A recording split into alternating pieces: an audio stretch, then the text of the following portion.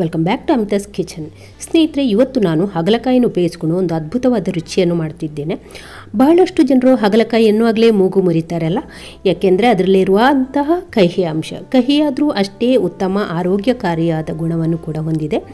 ಇದರಲ್ಲಿ ಹೆಚ್ಚಾಗಿ potassium, vitamin A, vitamin C, vitamin E ಹೇರಳವಾಗಿರುತ್ತದೆ. ಕ್ಯಾನ್ಸರನ್ನು ತಡೆಗಟ್ಟುವ ಗುಣ ಕೂಡ ಇದೆ. ಹಾಗೆ ಹೃದಯಕ್ಕೆ ಕೂಡ ತುಂಬಾ ಒಳ್ಳೆಯದು. ರಕ್ತದಲ್ಲಿರುವ ಸಕ್ಕರೆ ಅಂಶವನ್ನು ಕೂಡ ಕಡಿಮೆ ಮಾಡುತ್ತದೆ, ರಕ್ತವನ್ನು ಶುದ್ಧೀಕರಿಸುತ್ತದೆ, ಮಧುಮೇಹವನ್ನು ಹತೋಟಿಯಲ್ಲಿಡುತ್ತದೆ, ಮುಖದಲ್ಲಿರುವ ಮೊಡವೆಯನ್ನು ಕಡಿಮೆ ಮಾಡುತ್ತದೆ, ತಲೆನೋವು, ಗಂಟಲು ನೋವು ಇತ್ಯಾದಿಗಳನ್ನೆಲ್ಲ ಹತೋಟಿಯಲ್ಲಿ ತರುವಂಥ ಆರೋಗ್ಯದಾಯಕವಾದಂಥ ಗುಣ ಹಾಗಲಕಾಯಿಯಲ್ಲಿದೆ. ಹಾಗಾದರೆ ಬನ್ನಿ ಅಮಿತಾಸ್ ಕಿಚನ್ಗೆ ಹೋಗುವ, ರೆಸಿಪಿ ನೋಡಿಕೊಂಡು ಬರುವ. ಇವತ್ತು ನಾನು ಈ ಕಾಡ ಹಾಗಲಕಾಯಿಯನ್ನು ಉಪಯೋಗಿಸ್ಕೊಂಡು ಒಂದು ರೆಸಿಪಿಯನ್ನು ಮಾಡ್ತಾ ಇದ್ದೇನೆ.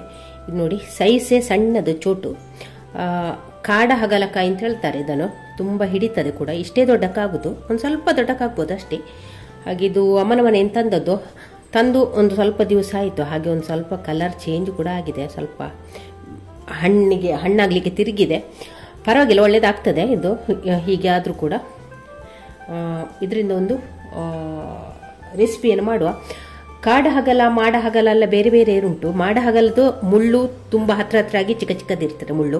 ಇದರದ್ದು ನೋಡಿ ಹಾಗಲಕಾಯಿ ಹಾಗೆ ಸೈಜಲ್ಲಿ ಮಾತ್ರ ಒಂದು ಸ್ವಲ್ಪ ಸಣ್ಣದು. ಹಾಗೆ ಅಷ್ಟು ಕಹಿ ಇಲ್ಲ. ದೊಡ್ಡ ಹಾಗಲಕಾಯಿ ಉಂಟಲ್ಲ, ಅಷ್ಟು ಕಹಿ ಇಲ್ಲ. ಇದು ಕಹಿ ಸ್ವಲ್ಪ ಕಡಿಮೆ. ಇದನ್ನು ಉಪಯೋಗಿಸಿಕೊಂಡು ಒಂದು ರೆಸಿಪಿಯನ್ನು ಮಾಡುವ. ಈಗ ನಾವು ಹಾಗಲಕಾಯಿಯನ್ನು ಕಟ್ ಮಾಡಿಕೊಳ್ಳುವ. ಕಟ್ ಮಾಡಿ ಬೀಜವನ್ನು ಕಿತ್ಕೊಳ್ಳುವ. ನೋಡಿ, ಇದು ಎಳೆ ಬೀಜ ಉಂಟು, ಈ ಥರದ್ದಿದ್ರೆ ಇಲ್ಲಿ ನೋಡಿ, ಇದು ಎಳೆದುಂಟು. ಇದನ್ನಾದರೆ ಹಾಕ್ಬೋದು, ಈ ಥರದಲ್ಲ. ಸ್ವಲ್ಪ ಬಲ್ತಿದ್ದದಾದರೆ ಬೇಡ. ನೋಡಿ, ಈ ಥರದಲ್ಲಾದರೆ ಬೇಡ, ತೆಗಿಬೇಕಾಗ್ತದೆ.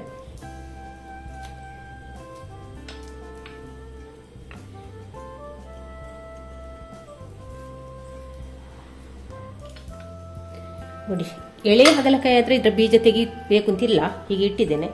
ಕೆಲವು ಸ್ವಲ್ಪ ಬೆಳೆದಿದ್ರೆ ತಗೊಂಡು ಹೀಗೆ ತೆಳ್ಳಗೆ ಸ್ಲೈಸ್ ಮಾಡಿಕೊಂಡ್ರೆ ಆಯ್ತು.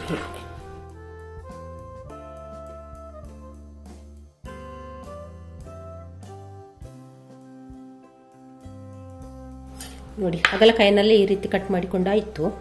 ಇನ್ನು ಇದನ್ನು ನಾವು ಇವಾಗ ಇಲ್ಲಿ ಒಂದು ತವವನ್ನು ಕಾಯ್ಲಿಕ್ಕೆ ಇಟ್ಟಿದ್ದೇನೆ. ಅದಕ್ಕೆ ಈಗ ಸಾಮಾನನ್ನು ಹಾಕಿಕೊಳ್ಳುವ. ಕಡಲೆಬೇಳೆ 1 ಟೀ ಸ್ಪೂನ್, ಉದ್ದಿನಬೇಳೆ ಸ್ವಲ್ಪ ಒಂದು ಸ್ವಲ್ಪ 1/4 ಟೀ ಸ್ಪೂನ್ ಅಷ್ಟು ಮೆಂತೆ, ಒಂದು 10 ಕಾಳು ಇರ್ಬೋದು, ಸಾಸಿವೆ ಅರ್ಧ ಟೀ ಸ್ಪೂನು, ಬೇವು ಸೊಪ್ಪು ಒಂದು 2 ಕಡ್ಡಿ ತಗೊಂಡಿದ್ದೇನೆ. ಇದನ್ನು ಕೂಡ ಇದಕ್ಕೆ ಹಾಕಿಕೊಳ್ಳುವ. ಹಾಗೆ ಒಂದು ಸಣ್ಣ ಹೆಸರು ಗಾತ್ರದ ಇಂಗನ್ನು ಕೂಡ ಹಾಕ್ತಾ ಇದ್ದೇನೆ. ಎಲ್ಲವನ್ನು ಕೂಡ ಇಲ್ಲಿ ನಾವು ಡ್ರೈ ರೋಸ್ಟ್ ಮಾಡಿಕೊಳ್ಳುವ. ಎಣ್ಣೆ ಹಾಕೋದು ಬೇಡ. ಅರ್ಧ ಟೀ ಸ್ಪೂನ್ ಅಷ್ಟು ಜೀರಿಗೆಯನ್ನು ಕೂಡ ಹಾಕ್ತಾ ಇದ್ದೇನೆ.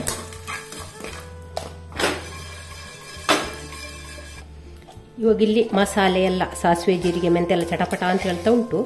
ಇವಾಗ ಇದಕ್ಕೆ 2 ಟೀ ಸ್ಪೂನ್ ಅಷ್ಟು ಎಳ್ಳನ್ನು ಕೂಡ ಹಾಕ್ತಾ ಇದ್ದೇನೆ. ಕಪ್ಪು ಎಳ್ಳು ಕೂಡ ಆಗ್ಬೋದು, ಬಿಳಿ ಎಳ್ಳು ಕೂಡ ಆಗ್ಬೋದು, ಯಾವುದೇ ಎಳ್ಳು ಹಾಕಿಕೊಳ್ಬೋದು. ಹಾಕಿ ಒಮ್ಮೆ ಚೆನ್ನಾಗಿ ಫ್ರೈ ಮಾಡುವ. ಎಲ್ಲ ಪಟಪಟ ಆಗ್ತಾ ಉಂಟು ನೋಡಿ. ಈಗ ಸ್ಟವ್ ಅನ್ನು ಆಫ್ ಮಾಡಿಕೊಳ್ತಾ ಇದ್ದೇನೆ. ಈ ಬಿಸಿಯಲ್ಲೇ ಇದು ಫ್ರೈ ಆದರೆ ಹುರಿದಿಟ್ಟುಕೊಂಡಂಥ ಮಸಾಲೆ ಪೂರ್ತಿ ತಣ್ಣಗಾಗಿದೆ. ಇವಾಗ ಇದನ್ನು ಮಿಕ್ಸರ್ ಜಾರಿಗೆ ಹಾಕಿಕೊಳ್ಳುವ. ಇದಕ್ಕೆ ಈಗ ಒಂದು 2 ಟೀ ಸ್ಪೂನ್ ಅಷ್ಟು ಚಿಲ್ಲಿ ಪೌಡ್ರನ್ನು ಕೂಡ ಹಾಕ್ತಾ ಇದ್ದೇನೆ. ಇದು ಬ್ಯಾಡಗೆ ಮೆಣಸನ್ನು ಹುರಿದು ಹುಡಿ ಮಾಡಿ ಇಟ್ಟುಕೊಂಡಂಥ ಪೌಡ್ರು. ನೀವು ಬೇಕಾದರೆ ಮಸಾಲೆ ಹುರಿಯುವಾಗಲೇ ಮೆಣಸನ್ನು ಹಾಕಿಕೊಂಡು ಹುರಿಬೋದು. ಒಂದು ಸ್ವಲ್ಪ ಖಾರ ಬೇಕಾಗ್ತದೆ, ಹಾಗೆ ನಾನು 2.5 ಟೀ ಸ್ಪೂನ್ ಅಷ್ಟು ಹಾಕಿಕೊಳ್ತಾ ಇದ್ದೇನೆ. ಇಲ್ಲಿ 1/4 ಟೀ ಸ್ಪೂನ್ ಅಷ್ಟು ಅರಶಿನವನ್ನು ಕೂಡ ಹಾಕಿಕೊಂಡೆ. ಒಂದು ನೆಲ್ಲಿಕಾಯಿ ಗಾತ್ರದ ಹುಳಿಯನ್ನು ಕೂಡ ಹಾಕ್ತಾ ಇದ್ದೇನೆ. ಅಂದರೆ ಜಾಸ್ತಿ ಹುಳಿ, ಈ ಹಾಗಲಕಾಯಿ ಜಾಸ್ತಿ ಕಹಿ ಇಲ್ಲ, ಆದ ಕಾರಣ ಹುಳಿ ಇಷ್ಟೇ ಸಾಕು. ಮತ್ತೆ ಬೇಕು ಅಂತಿದ್ರೆ ನೋಡಿ ಹಾಕಿಕೊಳ್ಳುವ.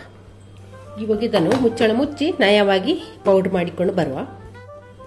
ಇಲ್ಲಿ ನೋಡಿ, ಮಸಾಲೆಯನ್ನೆಲ್ಲ ಪೌಡ್ರ್ ಮಾಡಿಕೊಂಡಾಯಿತು. ನೋಡಿ, ಈ ರೀತಿ ಉಂಟು. ಇವಾಗ ಇದನ್ನು ನಾವು ಪಕ್ಕಕ್ಕೆ ಇಟ್ಟುಕೊಳ್ಳುವ. ಇಲ್ಲಿ ಒಂದು 2 ಟೇಬಲ್ ಸ್ಪೂನ್ ಅಷ್ಟು ಎಣ್ಣೆಯನ್ನು ಇಟ್ಟುಕೊಂಡಿದ್ದೇನೆ. ಎಣ್ಣೆ ಚೆನ್ನಾಗಿ ಕಾದಿದೆ.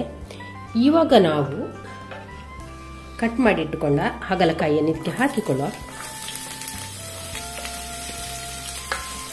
ಬೆಂಕಿಯನ್ನು ಜಾಸ್ತಿ ಇಟ್ಟುಕೊಂಡಿದ್ದೇನೆ. ಇವಾಗ ಒಂದು ಸ್ವಲ್ಪ ಫ್ರೈ ಆದ ನಂತರ ಬೆಂಕಿಯನ್ನು ಕಡಿಮೆ ಮಾಡಿಕೊಂಡ್ರೆ ಆಯಿತು. ಇದನ್ನೊಮ್ಮೆ ಹಾಗಲಕಾಯಿ ಚೆನ್ನಾಗಿ ಕೆಂಪಗಾಗೋ ತನಕ ಫ್ರೈ ಮಾಡಿಕೊಂಡ್ರೆ ಆಯಿತು. ಇದು ನೋಡಿ ಎಷ್ಟು ಫ್ರೈ ಆಗಿದೆ. ಇಷ್ಟಾದರೆ ಸಾಕು. ಇವಾಗ ನಾನು ಸ್ಟವ್ ಆಫ್ ಮಾಡ್ತಾ ಇದ್ದೇನೆ. ಮತ್ತೆ ಈ ಹಾಗಲಕಾಯಿಯನ್ನು ಇದೇ ತವದಲ್ಲಿ ಹೀಗೆ ಬಿಡ್ತಾ ಇದ್ದೇನೆ. ಸ್ವಲ್ಪ ಇದರಲ್ಲಿ ಫ್ರೈ ಆಗಲಿ. ಇವಾಗ ಇಲ್ಲಿ ಹುರಿದಿಟ್ಟಂತಹ ಹಾಗಲಕಾಯಿ ಕೂಡ ತಣ್ಣಗಾಗಿದೆ. ಇದನ್ನು ನಾವು ಈ ಹಾಗಲಕಾಯಿಯನ್ನು ಮಿಕ್ಸರ್ ಜಾರಿಗೆ ಹಾಕಿಕೊಳ್ಳುವ. ಮಸಾಲೆ ಪೌಡರ್ ಮಾಡಿಕೊಂಡವಲ್ಲ ಅದೇ ಜಾರಿಗೆ ಇದನ್ನು ಈಗ ಹಾಕಿಕೊಂಡ್ರೆ ಆಯಿತು. ಇವಾಗ ಅದಕ್ಕೆ ಬೆಲ್ಲವನ್ನು ಕೂಡ ಹಾಕ್ತಾ ಇದ್ದೇನೆ. ಬೆಲ್ಲದ ಪೌಡ್ರು 1 ಟೇಬಲ್ ಸ್ಪೂನ್ ಅಷ್ಟು ಉಂಟು. ಇಲ್ಲಿ ರುಚಿಗಾಗುವಷ್ಟು ಉಪ್ಪನ್ನು ಕೂಡ ಸೇರಿಸಿಕೊಂಡೆ. ಇನ್ನು ಇದನ್ನು ಮುಚ್ಚಳ ಹಾಕಿ 1-2 ರೌಂಡು ಪಲ್ಸ್ ಮೋಡಿಗೆ ಹಾಕಿದ್ರೆ ಆಯಿತು. ಜಾಸ್ತಿ ನಯವಾಗಿ ರುಬ್ಬಿಕೊಳ್ಳೋದು ಬೇಡ. 2 ಇವಾಗ ನಮ್ಮ ಹಾಗಲಕಾಯಿ ಗೊಜ್ಜು ಅಂತ ಹೇಳ್ಬೋದು, ಹಾಗಲಕಾಯಿ ಉಪ್ಪಿನಕಾಯಿ ಅಂತ ಹೇಳ್ಬೋದು, ಏನು ಕೂಡ ಎಂತ ಬೇಕಾದರೂ ಹೇಳ್ಬೋದು. ನೋಡಿ ರೆಡಿ ಆಯ್ತು. ನೋಡಿ ಟೇಸ್ಟ್ ಎಲ್ಲ ನೋಡಿಕೊಳ್ಳಿ ಯಾವ ರೀತಿ ಟೇಸ್ಟ್ ಇದೆ ನೋಡಿ.